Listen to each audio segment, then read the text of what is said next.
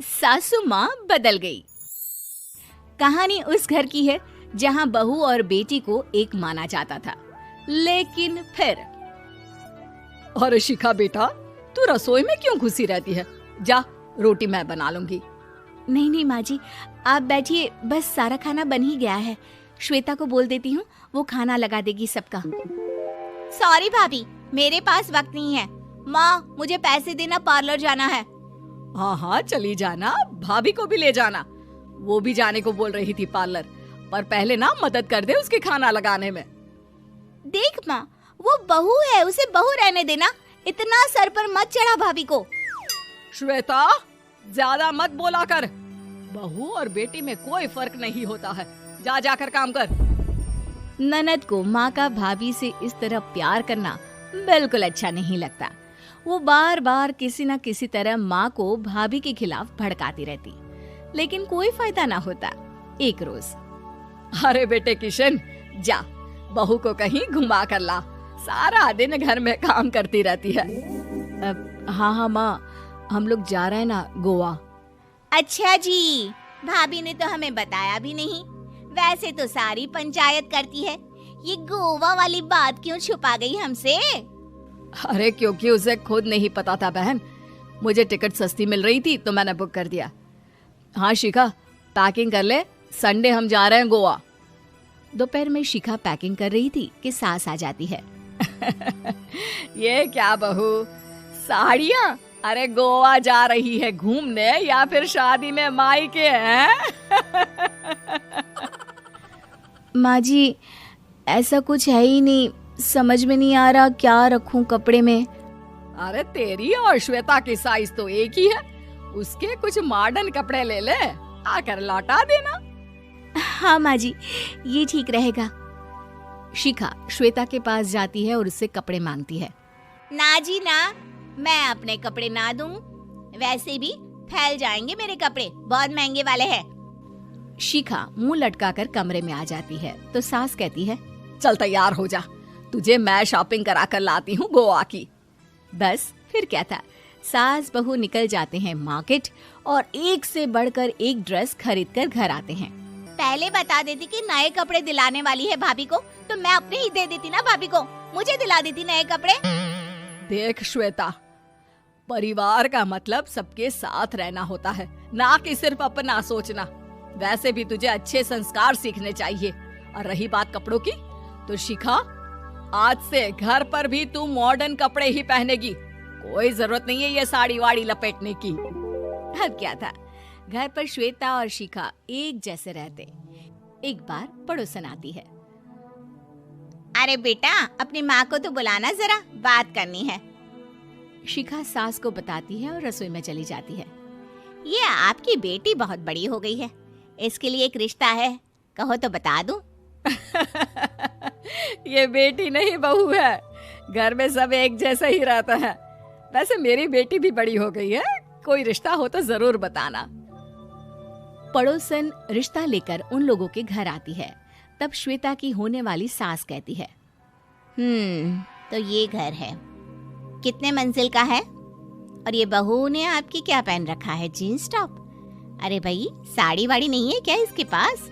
देखिए, सर्दी है तो साड़ी में बहू कैसे मैनेज करती, वैसे पहनती है साड़ी भी।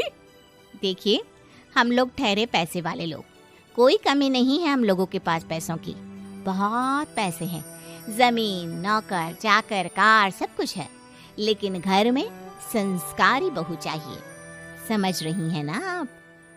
सास कुछ कहती कि श्वेता बोल पड़ती है, हाय रे, नौकर चाकर से लेकर जमीन, कार, पैसा, हाँ, मुझे रिश्ता मंजूर है मुझे। अरे रुक जा श्वेता, मैं बात कर रही हूँ ना। देखिए, हम लोगों के घर इतनी आजादी नहीं मिलेगी। अरे हाँ कर देना माँ, हाँ कर दे जल्दी से। सास क्या करती, बेटी की शादी ऐसे घर में कर देती है जहाँ ना उनके विचार मिलते हैं और ना ही आचार। शादी के बाद एक रोज फोन पर, श्वेता बेटा, एक बार घर आ जा, बहुत दिल करता है तुझे देखने का। माँ, वो घर पर बहुत काम होता है, कैसे आऊँ? बड़ा घर है, लेकिन आने जाने वालों की लाइन ही लगी रहती है। बेटा मैं तो जानती थी उस घर का हाल, लेकिन तू ही नहीं मान रही थी। माँ देख, हर घर का यही हाल है। तेरी बेटी को यहाँ घूंघट हटाने की परमिशन नहीं है और एक तरफ भाभी स्कर्ट पहनकर घूम रही है। बेटा मुझे क्या पता था कि मेरी बेटी को ससुराल के नाम पर पिंजरा मिल जाएगा। अच्छा माँ, फोन रखती हूँ, सास को गर्मा गर्म रोटी खिलानी है। तुम लोगों की तरह नहीं कि एक रोटी बनाओ, एक सब्जी बनाओ, फिर सारा दिन फ्री होकर घूमो। सास फोन तो रख देती है, लेकिन सोच में पड़ जाती है कि एक तरफ बेटी जिसे कोई आजादी नहीं, वहीं दूसरी तरफ बहू जिसे देखकर लगता ही नहीं कि उसकी शादी भी हुई है। अगले रोज। शिखा, अरे ओ शिखा। हाँ माँ, क्या हुआ? कुछ चाहिए आपको? मैं जिम जा रही थी। जिम के कपड़ों में बहू को देखकर सास को घूंघट में अपनी बेटी का ख्याल आता है। देख बहू, घर में बहू की तरह रहा कर। इतने टाइट कपड़े पहनकर जिम जाना पसंद नहीं मुझे। जा जाकर रोटी बना। रोटी? माँ अभी तो शाम की 6 बजे हैं, इस वक्त रोटी? अब क्या मेरे खाने पीने पर भी पहरा है? अरे जब मर्जी तब मैं अपने घर में खा भी नहीं सकती क्या? बहू को अजीब लगता है। वो समझ नहीं पाती कि जो सास कल तक इतनी सपोर्टिव थी, उन्हें अचानक से क्या हो गया। वो किचन में जाती है, गरम रोटी के साथ 2 तरह की सब्जी, रायता, सलाद सब लेकर सास के पास आती है। माँ जी, खाना। इतना सारा खाना? राक्षस समझा है क्या मुझे? रोटी मांगी थी मैंने गर्मा गर्म बस। पर माँ जी, रोटी खाती किससे आप? सब्जी तो बनानी थी ना। अरे भूख मर गई मेरी तेरी बहस से। जा जाकर काम कर, अंदर पूरी रसोई साफ कर। बहू अंदर चली जाती है। थोड़ी देर में श्वेता घर आती है। अरे शिखा, जल्दी से चाय ला, पकवान बना, मेरी बेटी आई है। अरे नहीं नहीं माँ, ड्राइवर बाहर खड़ा है।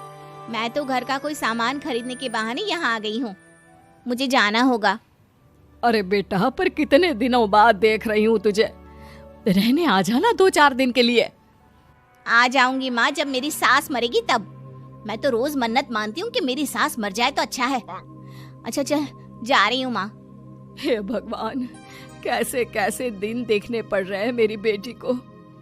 सास अंदर जाती है, जहाँ श्वेता की जिम वाली सहेली का फोन आया होता है। क्या बात है, आज जिम नहीं आई? अरे पता नहीं यार, आज माँ को क्या हो गया अचानक। पर खैर कोई नहीं, लगता नहीं कि मैं अब जिम आ पाऊंगी। शिखा स्पीकर पर बात कर रही थी, जिसे सास सुन रही थी।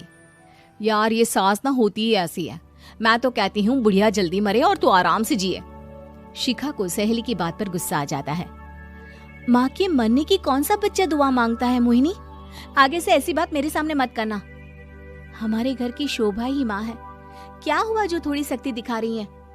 उसमें भी कोई ना कोई उनकी भलाई ही होगी।